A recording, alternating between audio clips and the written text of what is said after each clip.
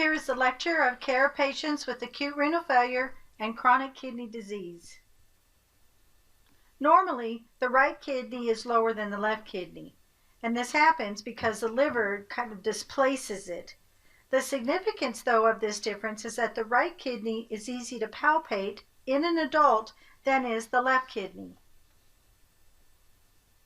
The nurse would auscultate before palpation or percussion of the abdominal and renal components of a physical assessment. Asymmetry of the flank or unilateral protrusion could indicate an enlargement of the kidney, and the enlargement may be benign or could be associated with hydronephrosis or mass on the kidney. An increase in intensity of pain, say like after a percutaneous kidney biopsy, now that could be a sign of an internal hemorrhage. Voiding becomes a voluntary act as a result of learned responses controlled by the cerebral cortex. This causes contraction of the bladder destrusor muscle and simultaneous relaxation of the external urethral sphincter muscle.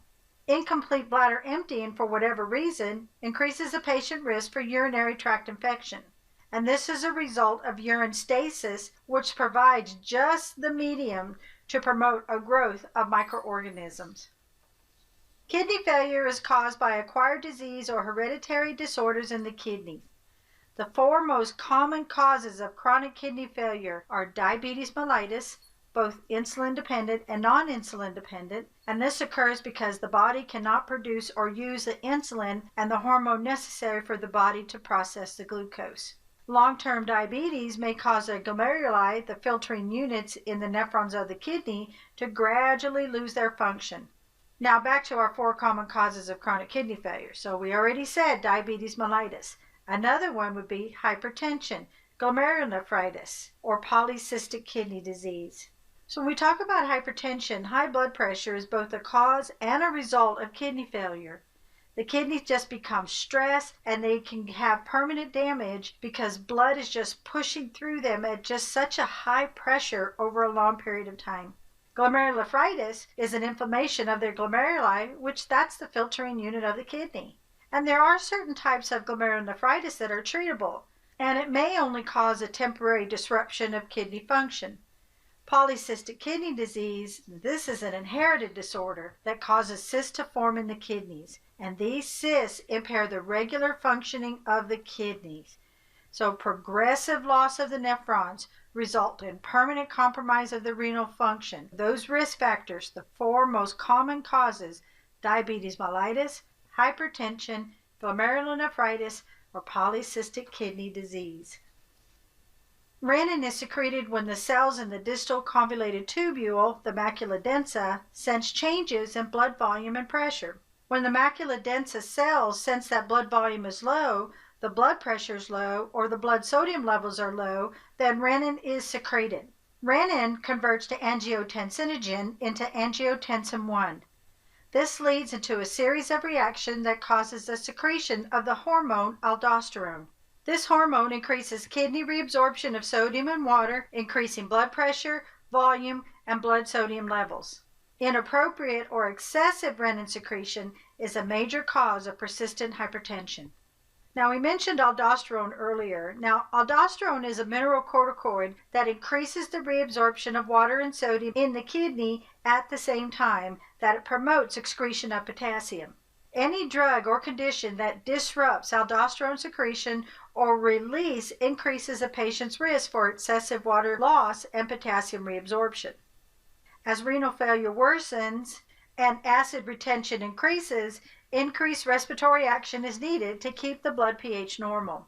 The respiratory system adjusts by increasing the rate and depth of breathing to increase the flow of carbon dioxide through the lungs. Soft, less audible heart sounds could signal the accumulation of fluid within the pericardial site. Fluid accumulation results from the accumulation of uremic toxins, which cause inflammation of the pericardium and subsequent fluid buildup. Excess amount of fluids within that pericardial sac could result in cardiac tamponade, which is a medical emergency. Acute renal failure can be caused by certain medications considered to have a nephrotoxic effect, like nonsteroidals and acetaminophen. Nonsteroidals inhibit prostaglandin production and decrease blood flow to the nephrons. They can cause an interstitial nephritis and renal impairment. Some patients can have a non-oliguric form of acute renal failure in which urine output remains near normal. Severe blood volume depletion can lead to renal failure, even those who have had no kidney problem. Patients need to avoid dehydration by drinking at least 2 to 3 liters of fluid daily.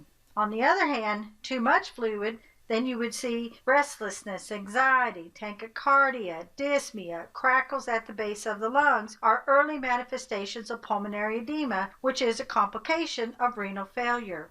Initial treatment of pulmonary edema is to place the patient in a high Fowler's position and administer oxygen. A patient with uremia may also have metabolic acidosis, and with severe metabolic acidosis, the patient could hyperventilate or have Kussmaul's respirations. When dehydration or renal hypoperfusion exists, the BUN level rises more rapidly than the serum creatinine level, causing the ratio to be increased, even when no renal dysfunction is present. Fluid intake for these patients is generally calculated to equal the amount of urine excreted plus 500 to 700 mLs. Phases of rapid decrease in renal function lead to the collection of metabolic waste in the body. The phases would include the onset or initiation phase, which is 1 to 3 days with an increased BUN and possibly a decreased urine output. The oliguric phase of acute renal failure is characterized by the accumulation of nitrogen, resulting in increasing levels of serum creatinine, potassium, bicarbonate, and decreased or no urine output. Urine output is usually less than 400 mLs a day, and increased BUN, increased creatinine, phosphorus, potassium, and this may last up to 14 days. The diuretic phase is that the urine output increases to as much as 4,000 mLs a day, but no waste products. At the end of this stage, they may begin to see some improvement. The recovery phase is that things go back to normal, or they remain insufficient and become chronic. When discussing about kidney failure, the point of failure in relation to the flow of fluid to and through the kidney. So the pre means before, intra means inside, and post means after. So for example, if the blood flow to the kidney is diminished, perhaps due to a narrowing in the renal artery or due to a state of shock, the kidney never gets a chance to do its filtering and the failure is pre-renal. If the kidney becomes seriously infected and cannot filter, the failure is intrarenal. Finally, the urine that is produced has to go somewhere. So if the flow is obstructed by tumor of the ureter or tumor in the bladder, tumor in the prostate, the pressure builds up in the kidney and causes damage. That is post-renal failure. So pre-renal failure, you'll hear this called pre-renal azotemia, and it happens because of inadequate renal perfusion. It occurs when there is not enough blood circulation of the blood vessels supplying the kidneys. In this situation, the kidneys are unable to filter the blood of toxins adequately. The major causes are shock, sepsis, dehydration, severe blood loss, heart failure, a pre-existing atherosclerosis, and each of these conditions can cause a reduction of the blood flow to the kidneys. Hypoperfusion of an otherwise functioning kidney can lead to enhanced reabsorption of sodium water, resulting in oliguria with high urine osmolality and low urine sodium. Treatment is aimed at improving the renal perfusion and by treating the underlying condition, and dramatic improvements are seen with IV fluids. Intrarenal failure is that it is not caused by pre-renal or post-renal failure. The major causes are vascular, such as glomerulonephritis, and that can happen for any reason, a renal artery obstruction, anemia, thrombocytopenia resulting in necrosis in the renal tissue, or there could be diseases in the tubules and renal interstitium, like acute tubular necrosis, and that's related to ischemia or nephrotoxins that cause damage to the renal tubules. Maybe a drug-induced allergic interstitial nephritis. Now this is commonly caused by antibiotics, nonsteroidals, chemotherapy, and contrast dyes. Other contributors include hypercalcemia, myoglobinuria, as in rhabdomyolysis, alcohol, and cocaine.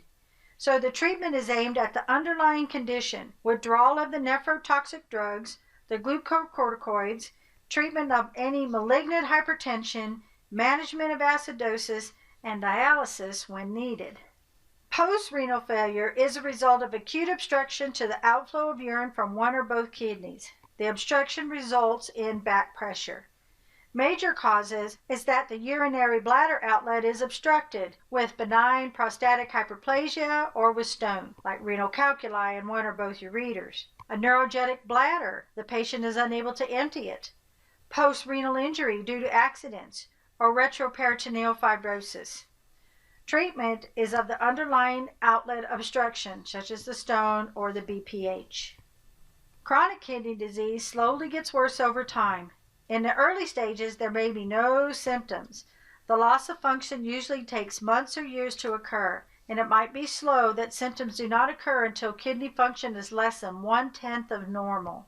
Chronic kidney failure is irreversible and eventually leads to total kidney failure, known as end-stage renal disease. Without treatment and intervention to remove the waste and fluids from the bloodstream, end-stage renal disease is inevitably fatal. The patient with chronic kidney disease is expected to achieve and maintain an acceptable fluid balance. Absence of lung crackles can indicate that the patient is not fluid overloaded. Patients with renal failure are particularly at risk for digoxin toxicity because the drug is excreted by the kidneys. When caring for patients with chronic kidney disease who are receiving digoxin, make sure you monitor for signs of toxicity such as nausea, vomiting, and diarrhea. Renal insufficiency is poor function of the kidneys that may be due to a reduction in blood flow to the kidneys caused by renal artery disease. Now, normally, the kidneys would regulate the body fluid and blood pressure as well as regulate blood chemistry and remove organic waste. Proper kidney function may be disrupted when the arteries that provide the kidneys with blood become narrowed, and that's called renal artery stenosis. Some patients with renal insufficiency experience no symptoms or only mild symptoms. Others can develop dangerously high blood pressure, poor kidney function, or kidney failure that requires dialysis. Uremia, or Uremic Syndrome, is a serious complication of chronic kidney disease and acute kidney injury. It occurs when urea and other waste products build up in the body because the kidneys are unable to eliminate them.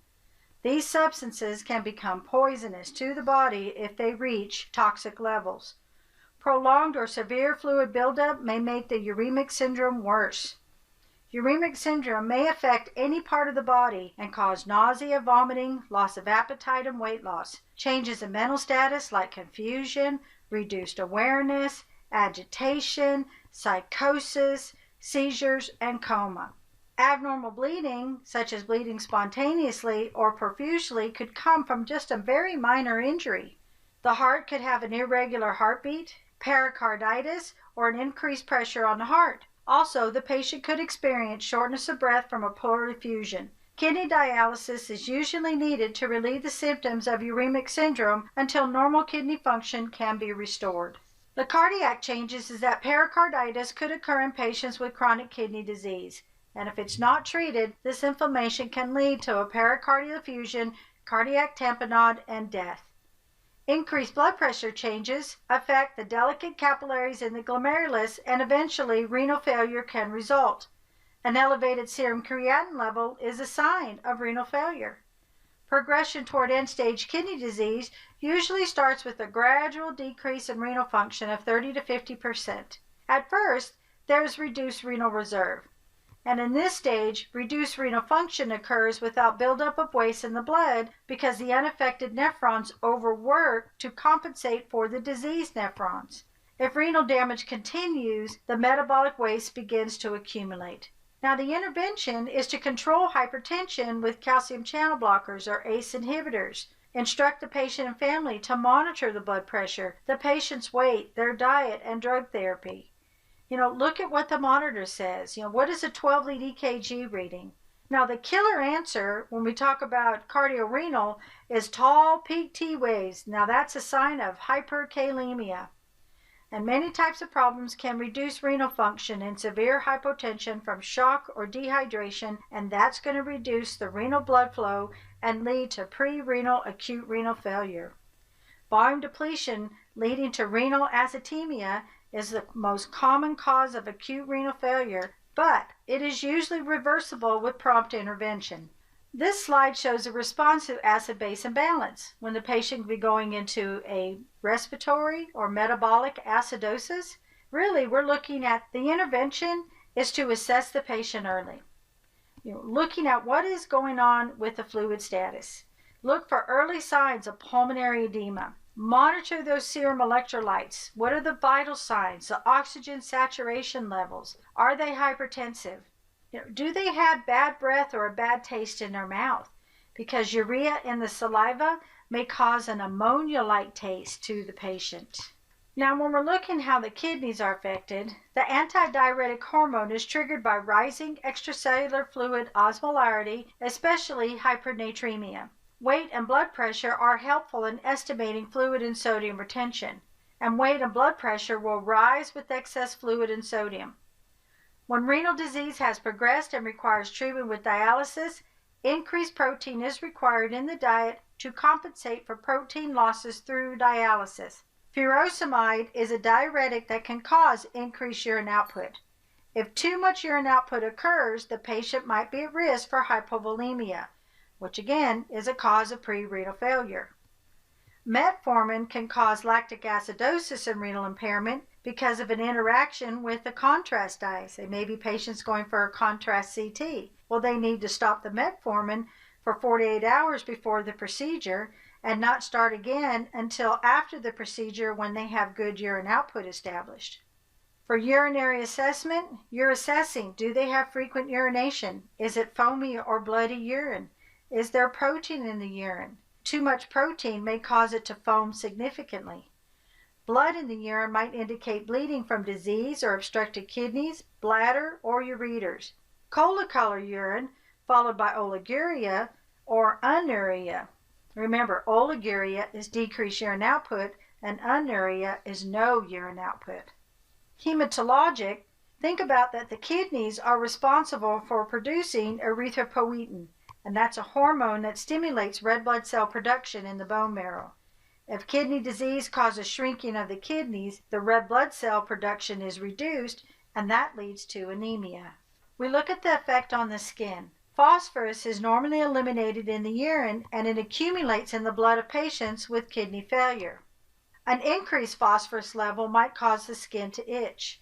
So it's important that you would inspect the vascular access site for dialysis, that you're monitoring their vital signs for symptoms of infection.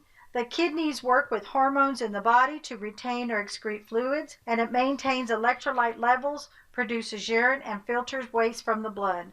So when the renal function declines because of chronic kidney disease or kidney failure, the kidneys fail to perform these normal functions.